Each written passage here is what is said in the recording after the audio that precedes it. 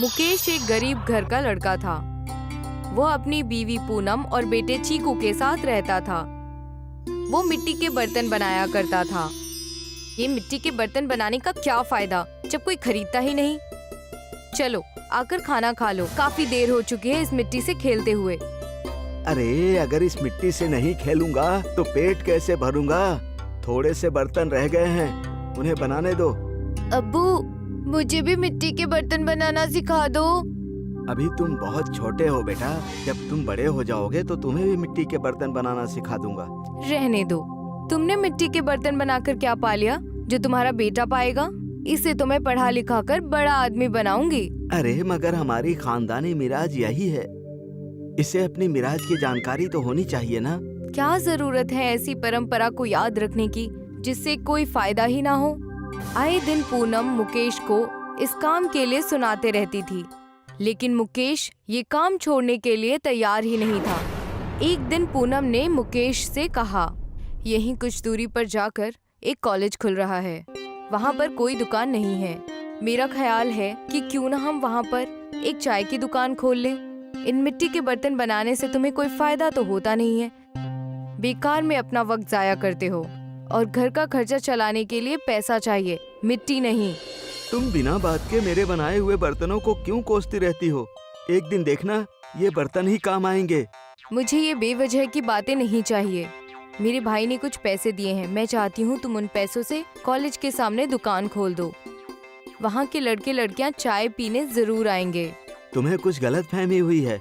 College बनने से पहले ही वहाँ पर बहुत सारी दुकानें खड़ी हो गई हैं। आखिर मेरी दुकान क्यों चलेगी वहाँ पर?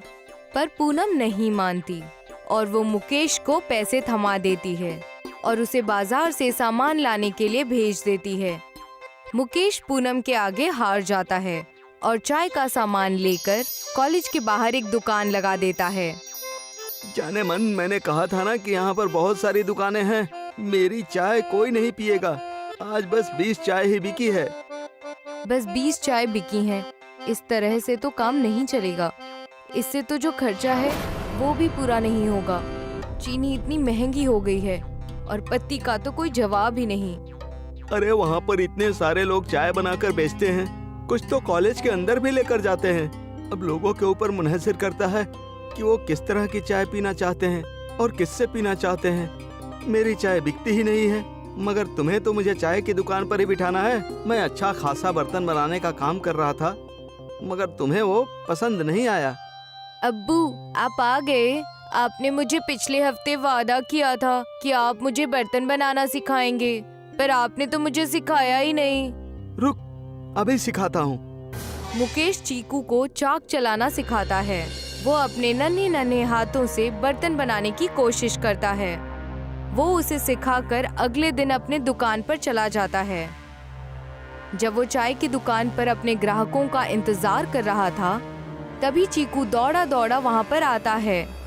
अब्बू, देखो मैंने क्या बनाया है। अरे ये तो इडली जैसा कप बन गया। मैंने तुझे इतना अच्छा कप बनाना सिखाया था, मगर तू ये क्या बना कर लाया? अब्बू, मुझसे ऐसा ही कप बना है। कोई बात नहीं बेटा, अगली बार फिर कोशिश करना तो अच्छा कप बनेगा और एक दिन तुम अच्छे बर्तन बनाना सीख जाओगे। छोटी चीजों से ही शुरुआत करनी चाहिए बेटा। चीकू वो इडली के आकार वाला कप वहीं पर रखकर चला जाता है। तभी एक आदमी चाय पीने आता है। अरे जनाब, एक कप चाय बनाना और मिट्टी के कप में देना। देखिए जनाब, मेरे पास मिट्टी के बर्तन नहीं है, बल्कि डिस्पोजेबल हैं और मैं उन्हीं में सबको चाय देता हूँ। अरे क्यों झूठ बोल रहे हो भाई, यही तो रखा है कप। अरे ये तो मेरे बेटे ने बनाया है। अरे ये तो बहुत ही खूबसूरत कप है, बिल्कुल इडली के आकार का। मुझे तो इसी में चाय पीनी है। मुकेश उस आदमी की जिद की वजह से उसे इडली के आकार वाले कप में चाय देता है। उसे इडली के आकार वाले कप की चाय बहुत अच्छी लगती है और वो कॉलेज के सभी लोगों को उसके बारे में बताता है। सभी इडली के चाय की ख्वाहिश लेकर उसके दुकान पर आते हैं। अरे पूनम, आज तो कमाल हो गया। सब उस इडली जैसे कप में चाय पीना चाहते थे जिसे चीकू ने बनाया था। अब मैं रात को इडली के आकार का कप बनाऊंगा और सुबह उसी में सबको चाय दूंगा। इससे मेरा कारोबार और भी ज्यादा चलेगा।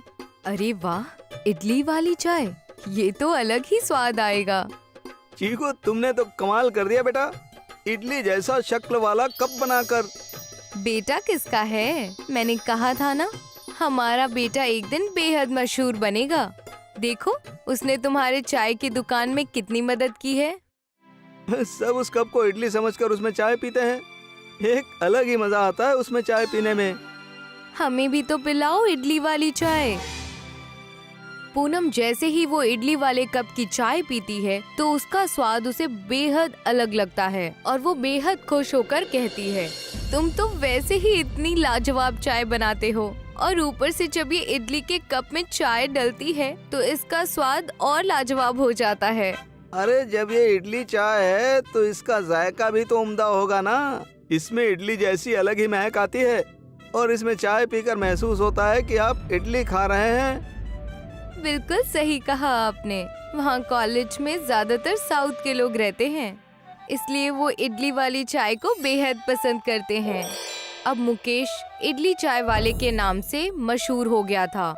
अब हर कोई उसकी इडली चाय पीना चाहता था, क्योंकि उसकी इडली चाय में अलग ही स्वाद आता था। अरे भाई, तुम्हारी ये इडली चाय तो बहुत ही जायकेदार है, इसमें एक अलग ही मजा है। मेरे यहाँ पर एक रेस्टोरेंट है, क्या तुम उसमें चाय बनाना पसंद करोगे? मगर मैं फिक्र मत करो, जो भी फायदा होगा वो सब तुम्हारा होगा। बस तुम मेरे रेस्टोरेंट में चाय बनाने का काम करो। इस इडली चाय को मेरे रेस्टोरेंट में बनाकर बेचो। अरे नहीं जनाब, मैं ये इडली चाय लोगों को खुश करने के लिए बेचता हूँ, अपने फायदे के लिए नहीं। जब इस चाय को पीकर लोगों के चेहरे पर खुशी आती है तो वो मेरे लिए फायदे से लाख गुना अच्छी है। आपके रेस्टोरेंट में कोई गरीब नहीं आ जा सकता ना। मेरी चाय की दुकान पर हर तरह के लोग आते हैं। मैं ये इडली चाय सभी लोगों के लिए बनाता हूँ, सिर्फ अमीरों के लिए ही नहीं। मुझे तुम्हारी ये सोच सुनकर बहुत खुशी हुई भाई। मैं तो सिर्फ तुम्हारे दिल का ख्याल जानना चाहता था कि इडली चाय को बनाने के बाद तुम्हारे दिल में कहीं गुरूर तो नहीं आ गया। मगर तुम नेक दिल और ईमानदार आदमी हो। मैं भगवान से दुआ करता हूँ कि तुम्हारी ये इडली चाय की दुकान ऐसे ही चलती रहे और तुम्हें लोगों की भरपूर दुआएं मिलती रहे। मुकेश अब लोगों की इसी तरह सेवा करता रहता है। वो अपने छोटे से ही स्टॉल पर इडली चाय बनाकर बेचता है, जो कि लोगों को बेहद पसंद आती है और सब उसे इडली चाय वाले काका के नाम से मशहूर कर देते हैं। अब उसकी न्यूज़ YouTube और न्यूज़ चैनल में भी आने लगी थी। सब उसकी इडली चाय पीने के लिए दूर दूर से आते थे। अब वो मुकेश चाय वाला नहीं, बल्कि इडली चाय वाला बन चुका था। एक गांव शिमला में एक लड़का रहता था, सूरी। सूरी के अब्बू की चाय की दुकान थी।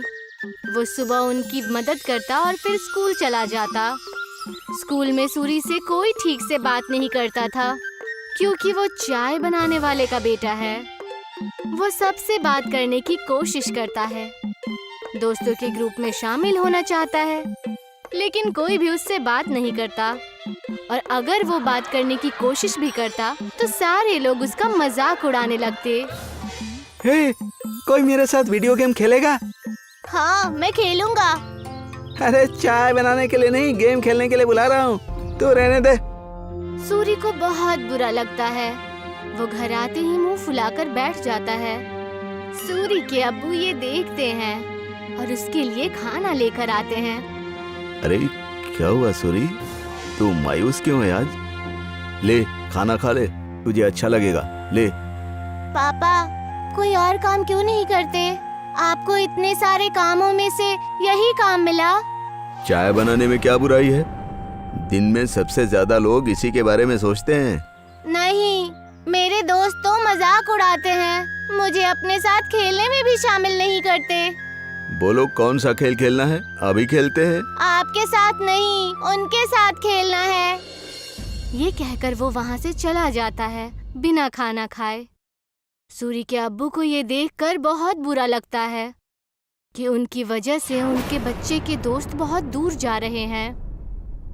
उसके पिताजी चाय बनाने के साथ दूसरा काम भी ढूंढने लगते हैं। वहीं स्कूल में बच्चों को ट्रिप पर ले जाने का प्रोग्राम बनता है। कुछ दिन बाद आप सभी बच्चों को एक जंगल ट्रिप पर ले जाया जाएगा। सभी बच्चे उसी तैयारी के साथ आएंगे। सारे बच्चे खुश हो जाते हैं। सूरी घर आकर ये बात अपने अब्बू को बताता है। पापा, मुझे स्कूल की तरफ से जंगल की ट्रिप पे ले जाया जा रहा है। मुझे जरूरी सामान पैक करके दे दीजिएगा। अरे वाह, ये तो बहुत अच्छी बात है। अपने सामान में एक छोटा बर्तन जरूर लेकर जाना। वहाँ अगर कुछ पकाना हो तो काम आ सकता है। ठीक है? जी पापा, जरूर। और हाँ, तुम्हें एक और बात बतानी थी। मैं नई नौकरी ढूंढ रहा हूँ। तुम्हें अब अपने दोस्तों के सामने शर्मिंदा नहीं होना पड़ेगा और वो तुमसे बात भी करेंगे। सच पापा? हाँ।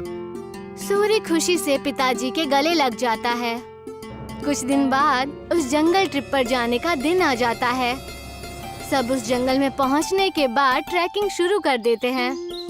मैं सबको 4 ग्रुप में बांटूंगा, जिसमें एक लीडर भी होगा। वो सब एक साथ में रहेंगे और अपना काम करेंगे। सब अपने लीडर की बात मानेंगे, समझ गए ना? सब अपना बैग लेकर ट्रैकिंग शुरू करते हैं। अरे किसको लीडर बना दिया है? इसको तो चाय के अलावा कुछ नहीं आता। सब हंसने लग जाते हैं। सूरी को बहुत बुरा लगता है। कुछ दूर चलने के बाद वो थक जाता है। चलो यहाँ रुक जाते हैं, थोड़ा खा पी भी लेते हैं। बाकी सभी मान जाते हैं और रुक जाते हैं। नहीं, हम नहीं रुक सकते। अगर हम रुके तो लेट हो जाएंगे और कुछ ही देर में अंधेरा भी होने वाला है। लो, लीडर बना दिया तो अब हम पे हुक्म चला रहा है। नहीं, हम नहीं चलेंगे। तुझे जाना हो तो जा।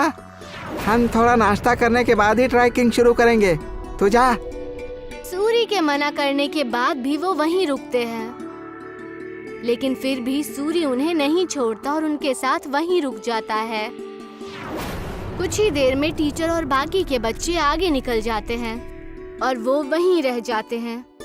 थोड़ी देर आराम और नाश्ता करने के बाद वो अपनी ट्रैकिंग शुरू करते हैं, लेकिन जल्द ही सूरज डूब जाता है और अंधेरा हो जाता है। अरे ये तो अंधेरा हो गया। अब तो रास्ता भी समझ में नहीं आ रहा। बाकी बच्चे भी डरने लग जाते हैं। कुछ ही वक्त में ऐसा मोड़ आ जाता है जहाँ से रास्ता पता करना मुश्किल हो जाता है और उन्हें वहीं ठहरना पड़ता है। अब तो मुझे भी रास्ता नहीं पता। मेरे ख्याल से हमें आवाज लगानी चाहिए। तुरंत ही वो चारों टीचर और अपने क्लास के विद्यार्थियों को आवाज लगाते हैं, लेकिन बात नहीं बनती। हाँ, टीचर, टीचर, अरे कोई हमें सुन रहा है? हम खो गए हैं, कोई है?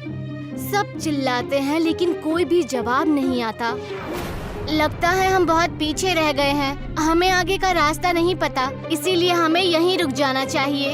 हो सकता है अगर आगे गए तो रास्ता भटक जाए। नहीं, हमें कोशिश करनी चाहिए। क्या मालूम हम सही जगह पहुंच जाएं। रात बहुत हो चुकी है, जानवरों का भी डर है। टीचर थोड़ी देर में हमें खोजते हुए आ ही जाएंगे। हमें यहीं रुकना चाहिए। सबको उसकी बात ठीक लगती है और वो लोग वहीं रुक जाते हैं। कुछ ही देर में रात हो जाती है और तेज ठंडी हवा बहने लगती है और उनके पास बचा खाना भी खत्म होने लगता है। हाँ, अब तो हमारा खाना भी खत्म हो जाएगा और पानी भी खत्म हो जाएगा। अब भी कहता हूँ मैं, हमें चलना चाहिए। अरे लेकिन जाएंगे कहाँ? रास्ता तो बंद है। मुझे तो बहुत डर लग रहा है, कहीं कोई जानवर ना हमें खा जाए। मुझे तो बहुत ठंड भी लग रही है। हाँ, मुझे भी। मैं आग जलाता हूँ और सब लोग आग जलाते हैं। कुछ देर जलने के बाद आग कम होने लगती है। हम क्या करेंगे? इतनी ठंड है, आग भी खत्म हो रही है। जानवर से नहीं तो ठंड से चूर कर मर जाएंगे। सूरी कुछ सोचता है और कहता है, मेरे पास एक आइडिया है। मेरे पास बर्तन और चाय की पत्ती रखी हुई है बैग में। वो आग बुझने के बाद तक गर्म रहेगी तो हमें भी गर्म रखेगी। सूरी तुरंत वो बर्तन निकालता है और सब उसे अपना पानी दे देते हैं, लेकिन फिर भी पानी कम पड़ता है। वहीं पास में जमीन पर बर्फ पड़ी होती है। वो उसे उठा लेता है। जैसे ही काली चाय बनती है, आग खत्म हो जाती है। सबको बहुत अच्छा लगता है। उसे पीने के बाद सब तारीफ भी करते हैं, लेकिन अयन सिर्फ चुपचाप चाय पीता है। कुछ ही देर में उन्हें पत्तियों की आवाज आती है और वो अपने पीछे की तरफ देखते हैं। वो देखते हैं कि उनके टीचर आ रहे हैं। सब राहत की सांस लेते हैं। कैंप में पहुंचने के बाद जब टीचर उनकी तारीफें करते हैं तो आयन कहता है कि वो महफूज उनके लीडर सूरी की वजह से है। ये सुनकर सूरी को बेहद खुशी होती है। सूरी की कहानी सुनकर सब उससे दोस्ती करने आते हैं। अगर आज सूरी को चाय बनानी नहीं आती तो शायद सब उसके दोस्त नहीं बनते। आज पहली बार उसे चाय वाला होने पर खुशी हो रही थी। अगले दिन वो खुशी खुशी अपने पिताजी के पास गया और उन्हें सारी बातें बता दी। अरे ये तो बहुत खुशी की बात है। एक बात तो मेरे पास भी है, मैंने अच्छी नौकरी ढूंढ ली है। सूरी ये सुनकर हैरान और उदास हो जाता है। नहीं पिताजी, आपको काम बदलने की कोई जरूरत नहीं है। आप जो भी काम करते हैं वो अच्छा ही होता है और कोई भी काम छोटा या बड़ा नहीं होता। ये मुझे अब समझ आ गया है।